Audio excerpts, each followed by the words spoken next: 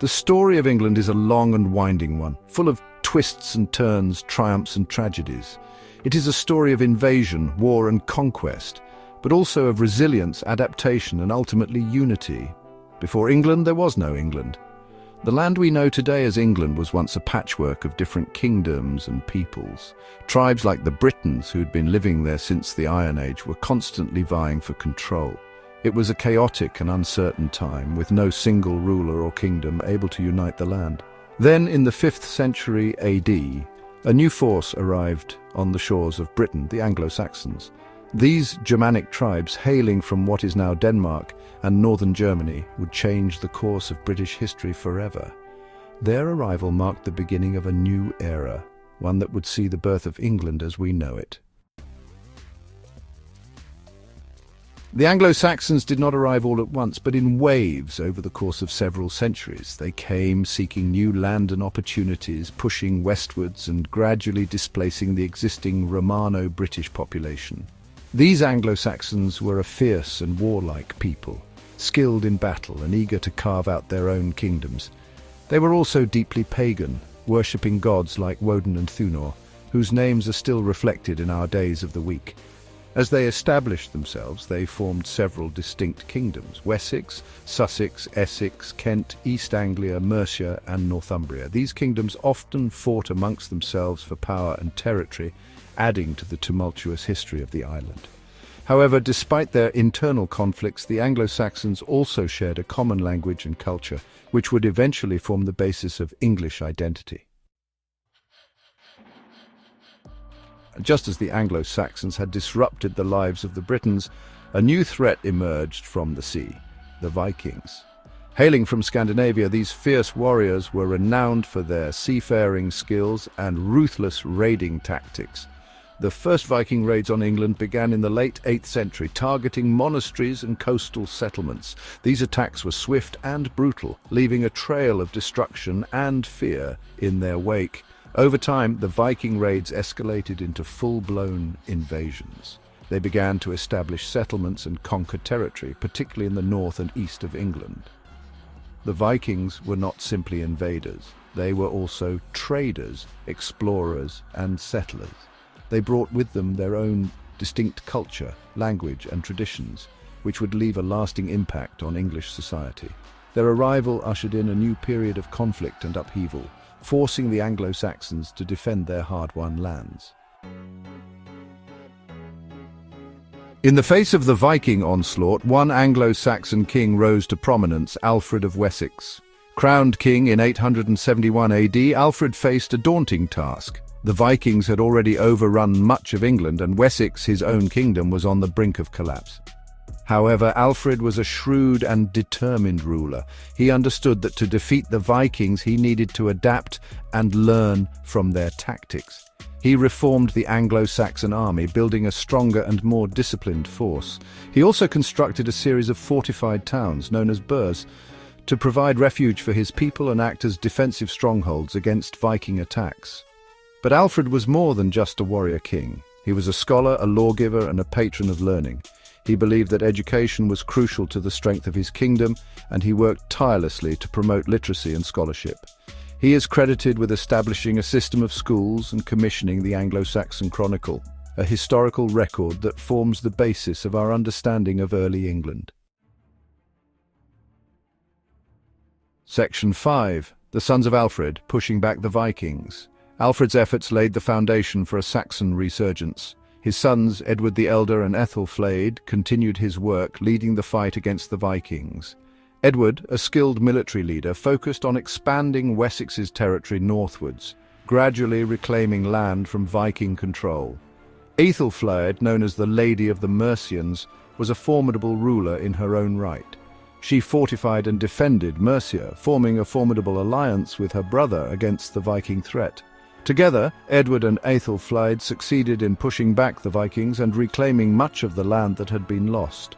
Their victories marked a turning point in the struggle for control of England, paving the way for the eventual unification of the Anglo-Saxon kingdoms. Section 6. The Battle of Brunanburh, a defining victory. The struggle for supremacy reached a climax in 937 AD at the Battle of Brunanburh. This epic clash pitted Æthelstan, grandson of Alfred the Great and King of Wessex, against a formidable alliance of Viking and Celtic forces. The battle was a resounding victory for Æthelstan, cementing his authority over much of what we now call England. The scale of the victory was immense, and it echoed throughout Britain. It shattered the Viking dream of a northern empire and secured Æthelstan's position as the dominant ruler in Britain. The Anglo-Saxon Chronicle hailed Brunanburh as a great battle, and its significance resonated for centuries afterwards. It marked a decisive shift in power from the Vikings to the Anglo-Saxons and laid the groundwork for a unified English kingdom. Section 7. Æthelstan, the first King of England. Following his victory at Brunanburh, Æthelstan adopted the title King of the English. He was not content with simply ruling Wessex, or even just the south. He saw himself as the ruler of a united England, and he set about consolidating his power and establishing a strong central government. He standardized laws and coinage, fostering unity and promoting trade across his realm. He also cultivated diplomatic relationships with rulers on the continent, further enhancing England's prestige. Æthelstan's reign, though often overlooked, was a pivotal period in English history. He laid the foundations for a unified kingdom, setting the stage for the emergence of England as a major power in the centuries to come. Section 8. Edgar bringing peace to the land. Æthelstan's successors faced challenges in maintaining the unity he had forged. Viking raids continued, and internal conflicts flared up periodically. However, in 959 AD, Edgar, grandson of Edward the Elder, ascended to the throne. Edgar, known as the Peaceful, ushered in a period of relative stability and prosperity. He was a shrewd ruler who understood the importance of diplomacy and consolidation. He maintained a strong military presence to deter Viking raids and quell internal rebellions. However, he also recognized the importance of reconciliation and integration. He allowed Vikings who had settled in England to maintain their customs and laws, fostering a sense of unity within his diverse kingdom. Edgar's reign saw a flowering of Anglo-Saxon culture and art. He patronized monasteries and encouraged learning, building upon the legacy of Alfred the Great. Section 9. A legacy forged, the birth of England. The journey from disparate Anglo-Saxon kingdoms to a unified England was long and arduous. It was forged in the fires of Viking invasions, tempered by the leadership of figures like Alfred the Great, and solidified under rulers like Edgar. By the end of the 10th century, England, though still facing challenges, had emerged as a unified kingdom. The Anglo-Saxon language and culture had taken root, providing a shared identity for the diverse peoples of the land. The groundwork had been laid for a new chapter in English history, one that would see the rise of a powerful and influential nation on the world stage. The birth of England was not a single event, but a process of evolution and consolidation shaped by conflict, adaptation, and the enduring spirit of its people.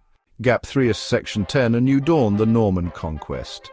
The birth of England as a unified kingdom was only the beginning.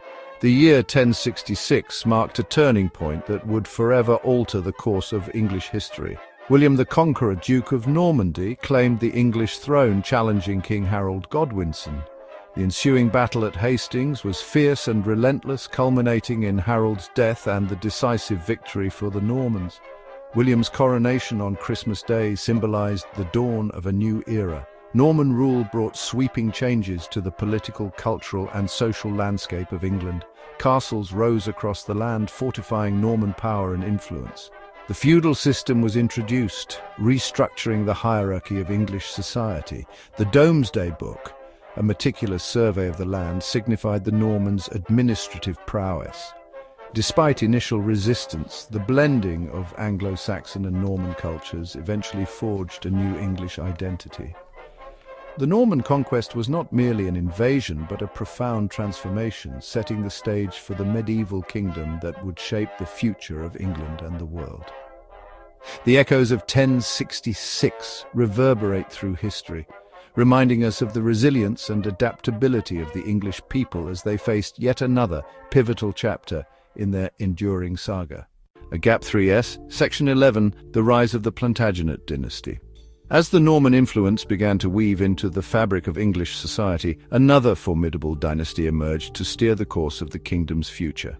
The Plantagenet dynasty, beginning with Henry II in 1154, would rule for over 3 centuries, leaving an indelible mark on England's history. Henry II's reign was characterized by significant legal reforms, including the establishment of common law, which would become the foundation of the English legal system. His marriage to Eleanor of Aquitaine brought vast territories in France under English control, expanding the kingdom's influence. The Plantagenets were not without their internal strife. The infamous conflict between Henry II and Thomas Becket, the Archbishop of Canterbury, highlighted the tension between the crown and the church. Becket's martyrdom would resonate through the ages, symbolizing the enduring struggle for power and influence. The dynasty saw the rise of legendary figures such as Richard the Lionheart, whose valor in the Crusades became the stuff of legend, and King John, whose reign led to the sealing of the Magna Carta in 1215, a cornerstone of constitutional governance. The Plantagenet era was also marked by the 100 Years' War, a series of conflicts with France that tested the resilience and resources of the kingdom. The war produced heroes like Joan of Arc and saw the evolution of military tactics and technology. Amidst the turmoil, the Plantagenets fostered a cultural renaissance, with Gothic architecture flourishing and the foundations of the English language and literature being laid. The Plantagenet dynasty's legacy is a tapestry of conquest, reform, conflict, and cultural growth. Their rule set the stage for the modern nation-state, leaving a legacy that continues to shape the identity and governance of England to this day. The Gap 3S, Section 12, the War of the Roses. As the Plantagenet dynasty began to wane, England was plunged into a period of intense civil strife that would become known as the War of the Roses. This series of dynastic conflicts fought between the rival houses of Lancaster and York would reshape the political landscape of England and mark the end of the medieval period. The war's origins lay in the complex web of claims to the throne, driven by the legacy of weak kingship and noble factionalism. The emblematic White Rose of York and the Red Rose of Lancaster became symbols of a divided realm, each side vying for control of the crown. The conflict began in 1455 with the First Battle of St. Albans, where the Yorkist forces, led by Richard, Duke of York, clashed with the Lancastrians. The ensuing battles were brutal and frequent, with both sides experiencing victories and devastating losses. The war saw its share of treachery, shifting alliances, and dramatic reversals of fortune. The struggle reached a critical point with the rise of Edward IV, a charismatic and capable Yorkist leader who seized the throne in 1461 after a decisive victory at the Battle of Towton. His reign, however, was marred by continued Lancastrian resistance and internal dissent. The Lancastrian cause found renewed vigour under the leadership of Margaret of Anjou, wife of Henry VI, whose determination to reclaim the throne for her husband led to further bloodshed. The conflict culminated in the Battle of Tewkesbury in 1471, where the Yorkists decisively defeated the Lancastrians, leading to the capture and eventual death of Henry VI. Despite the Yorkist victory, the war was far from over. The final act came with the rise of Henry Tudor, a Lancastrian claimant with a tenuous but legitimate claim to the throne. In 1485, Henry Tudor faced Richard III, the last Yorkist king, at the Battle of Bosworth Field. Richard's death in battle marked the end of the Plantagenet reign and the beginning of the Tudor dynasty. The War of the Roses was a transformative period in English history, characterized by a relentless struggle for power, the rise and fall of kings, and the profound impact on the nation's nobility and commoners alike. It set the stage for the Tudor era, bringing a semblance of stability to a land long torn by conflict and laying the foundations for the modern British state. Gap 3S, Section 13, the Tudor Ascendancy. Section 13, the Tudor Ascendancy. With the end of the War of the Roses, England stood on the brink of a new era. Henry Tudor, now Henry VII, emerged victorious, ushering in the reign of the Tudor dynasty. His marriage to Elizabeth of York symbolically united the warring houses of Lancaster and York, bringing a much-needed sense of stability and peace to the realm. Henry VII's reign was characterized by efforts to consolidate power and restore royal authority. He strengthened the central government, reformed the tax system, and reduced the influence of the nobility, laying the groundwork for a more centralized and powerful monarchy. His prudent financial policies and strategic marriages for his children further solidified the Tudor hold on the throne. The Tudor era reached its zenith under the rule of Henry VIII, a larger-than-life figure whose reign was marked by both grandeur and turmoil. Known for his 6 marriages and the dramatic break with the Roman Catholic Church, Henry VIII's quest for a male heir led to the establishment of the Church of England. This seismic shift not only altered the religious landscape of England, but also had profound political and cultural repercussions. Henry VIII's children, Edward VI, Mary I, and Elizabeth I, each left their own indelible mark on the Tudor legacy. Edward VI, though his reign was brief, continued his father's religious reforms. Mary I, in her attempt to restore Catholicism, earned the moniker Bloody Mary due to her persecution of Protestants. However, it was Elizabeth I who would become one of England's most iconic monarchs. Elizabeth I's reign, known as the Elizabethan era, was a golden age of exploration, culture, and national pride. Her skillful navigation of political and religious tensions, along with her patronage of the arts, led to a flourishing of English literature and drama, epitomized by the works of William Shakespeare. The defeat of the Spanish Armada in 1588 solidified England's status as a formidable naval power and marked the beginning of its imperial ambitions. The Tudor dynasty's legacy is a complex tapestry of ambition, reform, and cultural renaissance. From the consolidation of royal power to the flowering of the arts, the Tudors played a pivotal role in shaping the course of English history. Their influence extended beyond the borders of England, impacting the broader European context and setting the stage for the modern British state. Gap 3S, Section 14, the dawn of the Stuarts. As the Tudor era came to a close, England was once again on the precipice of chaos. The death of Elizabeth I in 1603 marked the end of the Tudor dynasty, and the throne passed to the Stuarts, with James VI of Scotland becoming James I of England. However, the union of the crowns did little to quell the underlying tensions simmering within the kingdom. James I's successor, Charles I, inherited a realm rife with religious discord, financial woes, and a growing sense of discontent. His belief in the divine right of kings clashed with an increasingly assertive parliament, setting the stage for a confrontation that would tear the nation apart. The English Civil War erupted in 1642, pitting royalists loyal to King Charles I against parliamentarians who sought to limit the king's power. The conflict was characterized by fierce battles, shifting allegiances, and a divided society. Families were torn asunder, and the land was scarred by the brutal realities of war. One of the most significant battles was the Battle of Naseby in 1645, where the parliamentarian New Model Army, led by Sir Thomas Fairfax and Oliver Cromwell, decisively defeated the royalist forces. This victory marked a turning point in the war, tipping the scales in favour of the parliamentarians. The fall of the royalist strongholds and the capture of King Charles I led to a series of dramatic events that would forever change the course of English history.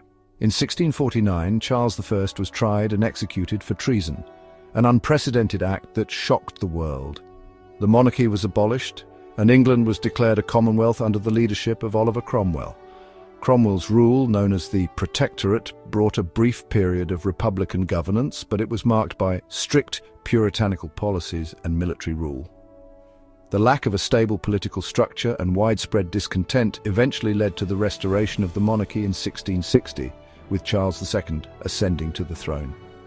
The English Civil War was a watershed moment in the nation's history, challenging the very foundations of monarchical authority and paving the way for the development of constitutional monarchy. The legacy of this tumultuous period can still be felt today, as it laid the groundwork for the modern British state and its democratic principles. As the dust settled and the nation began to heal, England entered a new chapter, forever changed by the trials and tribulations of civil war. The echoes of this conflict would resonate through the centuries, reminding future generations of the price of discord and the enduring quest for balance between power and liberty. As the echoes of the English Civil War began to fade, England found itself at a crossroads.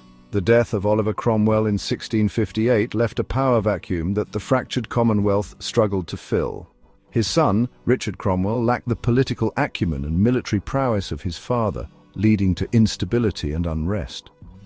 The Protectorate, once seen as a beacon of republican governance, began to crumble under the weight of its own contradictions. In this climate of uncertainty, the longing for stability and tradition grew stronger among the populace. The memory of a unified kingdom under a single monarch became a powerful symbol of hope. This sentiment was not lost on those in power.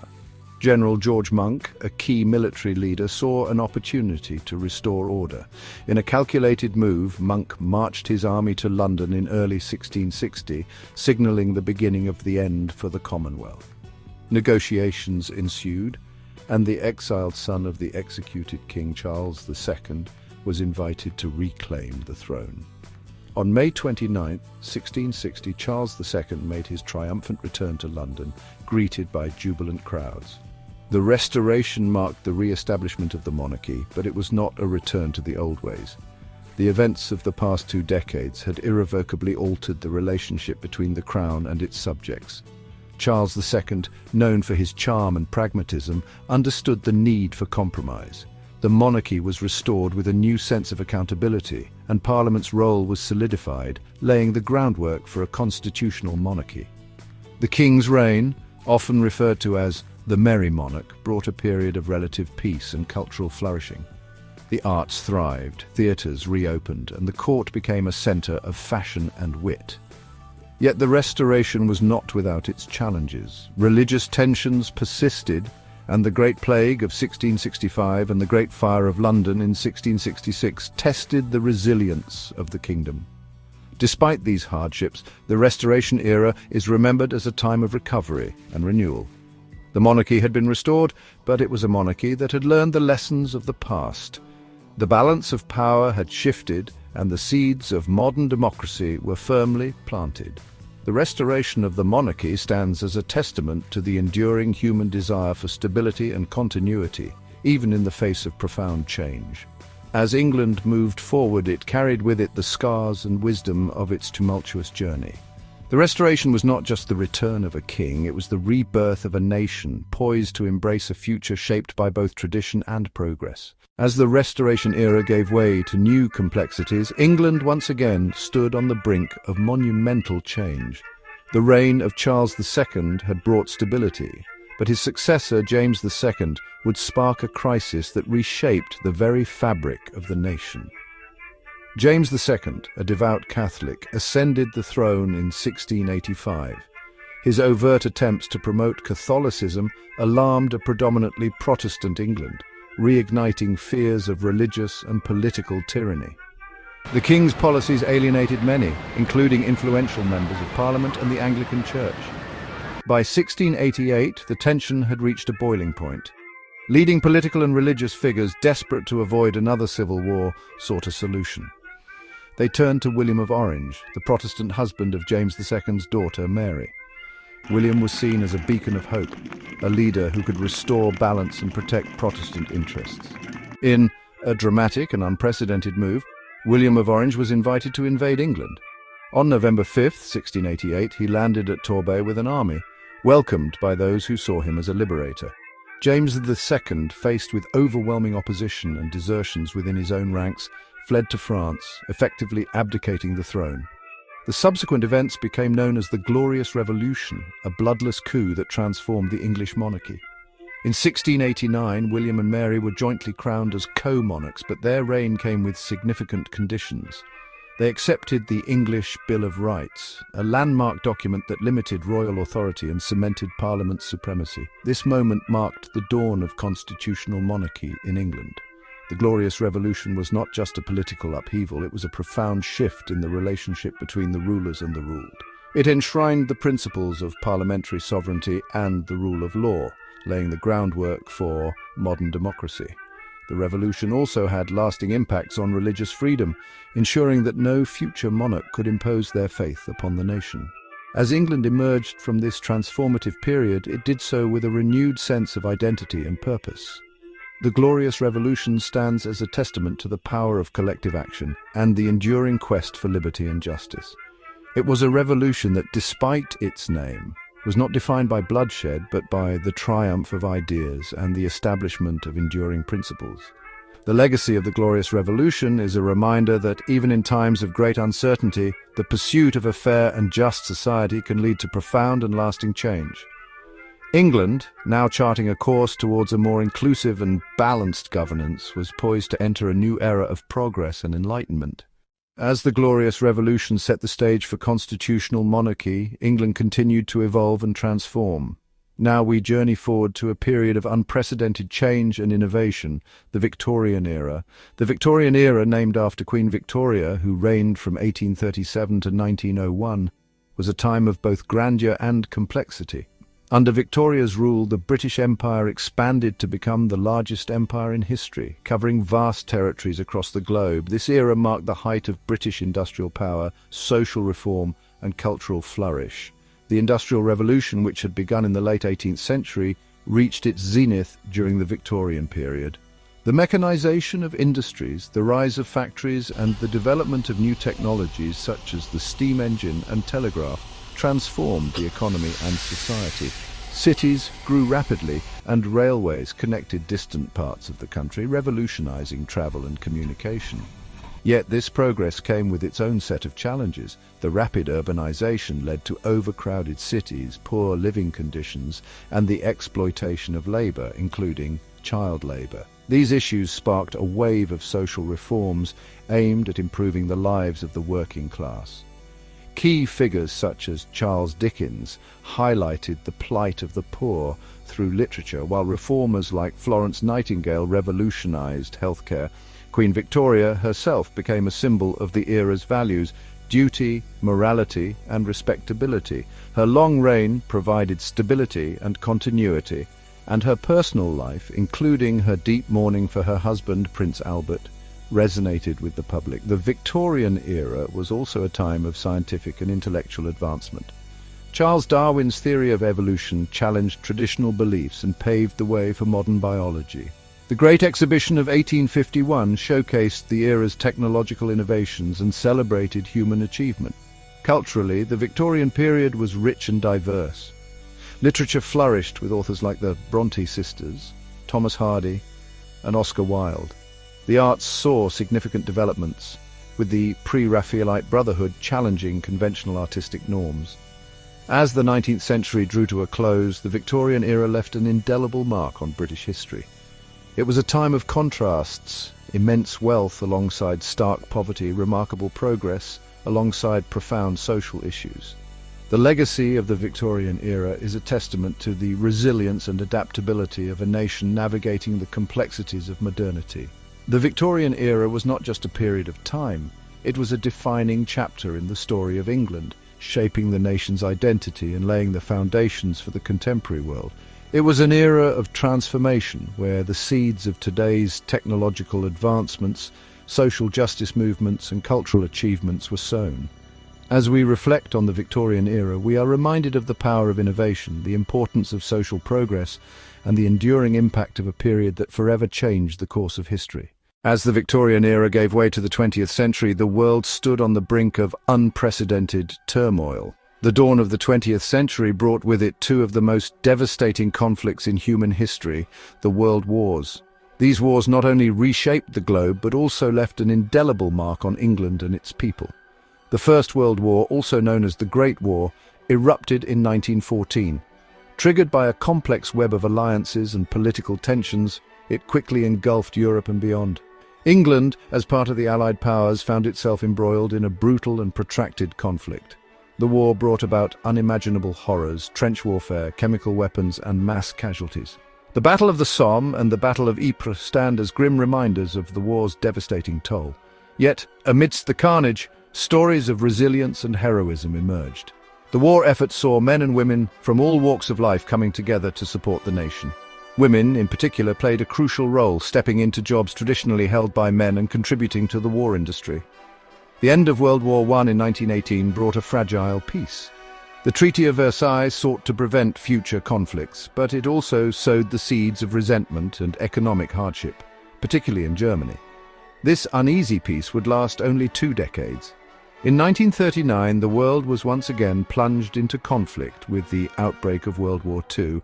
This war was marked by unprecedented scale and brutality. England, under the leadership of Prime Minister Winston Churchill, stood firm against the Axis powers. The Battle of Britain in 1940 was a defining moment, as the Royal Air Force valiantly defended the skies against the German Luftwaffe. The resilience and determination of the British people during the Blitz, enduring relentless bombings with unyielding spirit, became emblematic of the nation's resolve. World War II was not just fought on the battlefields, but also in the factories and homes. The war effort saw immense contributions from all sectors of society. Women once again played a vital role, from working in munitions factories to serving in auxiliary military services. The war also catalyzed significant social changes, accelerating movements for gender equality and civil rights. The D-Day landings in 1944 marked the beginning of the end for the Axis powers. The Allied invasion of Normandy was a turning point, leading to the liberation of occupied Europe and ultimately the defeat of Nazi Germany in 1945. The end of World War II brought relief and hope, but it also left a world grappling with the aftermath of immense destruction and human loss. The world wars profoundly impacted England, reshaping its society, economy and global standing. The sacrifices made during these conflicts forged a sense of unity and resilience that would endure for generations. The wars also set the stage for significant post-war developments, including the establishment of the United Nations and the beginning of the decolonization process. As we reflect on the world wars, we honor the memory of those who fought and those who perished. Their legacy is a testament to the enduring spirit of a nation that stood strong in the face of unimaginable adversity. The lessons learned from these dark chapters in history continue to guide us as we strive for a future of peace and understanding. The world wars were a crucible of human experience, shaping the modern world and leaving an indelible mark on England's history. They remind us of the cost of conflict and the enduring power of resilience and unity in the face of adversity. As the echoes of the world wars faded into history, England embarked on a new journey, navigating the complexities of the modern era. The latter half of the 20th century and the dawn of the 21st century brought with them profound transformations and challenges, shaping the nation into what it is today. Post-war England witnessed a period of reconstruction and renewal. The establishment of the National Health Service in 1948 marked a significant milestone, ensuring healthcare for all citizens and becoming a cornerstone of the nation's welfare state. The post-war consensus also led to the expansion of social housing, education reforms, and the creation of a social safety net designed to protect the most vulnerable. The 1960s heralded a cultural revolution, with England at the forefront of global cultural and artistic movements. London became the epicenter of the swinging 60s, a decade characterized by groundbreaking music, fashion, and social change. Bands like the Beatles and the Rolling Stones took the world by storm, while the fashion scene flourished with iconic figures like Mary Quant and the rise of the miniskirt. The late 20th century also saw England grappling with economic challenges and political shifts. The rise of Margaret Thatcher in the 1980s brought about significant changes, with policies that emphasized deregulation, privatization, and a free market economy. These reforms reshaped the nation's economic landscape, stirring both support and controversy. Entering the 21st century, England faced new global challenges and opportunities. The digital revolution transformed every aspect of life, from how people communicated to how businesses operated. Technology hubs emerged, particularly in cities like London, driving innovation and economic growth. The nation also embraced multiculturalism, with waves of immigration enriching its social fabric and cultural diversity. However, the new millennium also brought its share of trials. The financial crisis of 2008 had a profound impact, leading to austerity measures and economic uncertainty. In recent years, the decision to leave the European Union, known as Brexit, has been a defining moment, reshaping England's relationship with the world and sparking debates on identity, sovereignty, and the future. Despite these challenges, England continues to innovate and adapt. The nation's commitment to science and technology has seen advancements in fields such as medicine, artificial intelligence, and environmental sustainability. Efforts to address climate change have gained momentum, with initiatives aimed at reducing carbon emissions and promoting green energy. The COVID-19 pandemic tested the resilience of England and its people. The crisis highlighted the importance of community, healthcare, and scientific research. The rapid development and deployment of vaccines showcased the nation's scientific prowess and collective effort to overcome adversity. Today, England stands as a nation that honors its rich history while looking forward to a future of possibility and progress. The values of resilience, innovation, and unity continue to guide its path. As we reflect on the journey from the chaos of ancient times to the complexities of the modern world, we are reminded of the enduring spirit that defines England. Modern England is a testament to the power of adaptation and the strength of its people. It is a nation that has weathered storms, embraced change, and continues to strive for a better tomorrow. The story of England is far from over, with new chapters waiting to be written by the generations to come.